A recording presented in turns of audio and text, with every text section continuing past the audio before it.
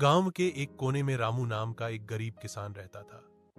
उसकी उम्र करीब 35 साल थी, पर मेहनत ने उसके चेहरे पर झुर्रियां जल्दी ला दी थी। उसके पास थोड़ी सी जमीन थी, जिस पर वह हर साल गेहूं या धान बोता, लेकिन मौसम की मार और किस्मत की चालें उसके सपनों को बार बार रौंद देती। उसकी झोपड़ी कच्ची मिट्टी की बनी थी, जिसमें उसकी पत्नी गीता और 2 छोटे बच्चे रहते थे।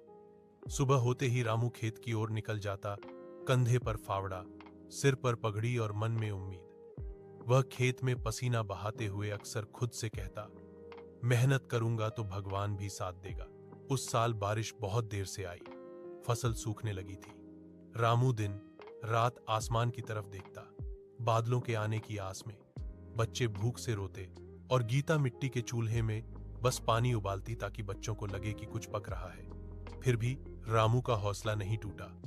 उसने अपनी पुरानी साइकिल गिरवी रख दी और थोड़े पैसे में बीज और खाद खरीद लाया। एक दिन अचानक काले बादल छा गए, गरज के साथ बरसात शुरू हुई। खेत में जैसे जान लौट आई। रामू की आंखों में खुशी के आंसू भर आए। उसने मिट्टी को हाथ में लेकर कहा, अब तू भी मुस्कुरा उठी मां। कुछ महीनों बाद उसकी मेहनत रंग लाई।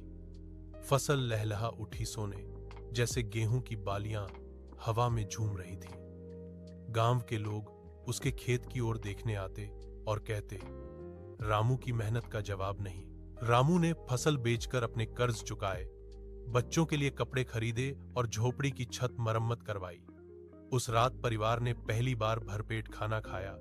गीता ने मुस्कुराते हुए कहा, देखा, भगवान मेहनत करने वालों का साथ नहीं छोड़ता। रामू ने आसमान की ओर देखा और मन ही मन बोला, अब समझ आया, किस्मत भी उन्हीं का साथ देती है।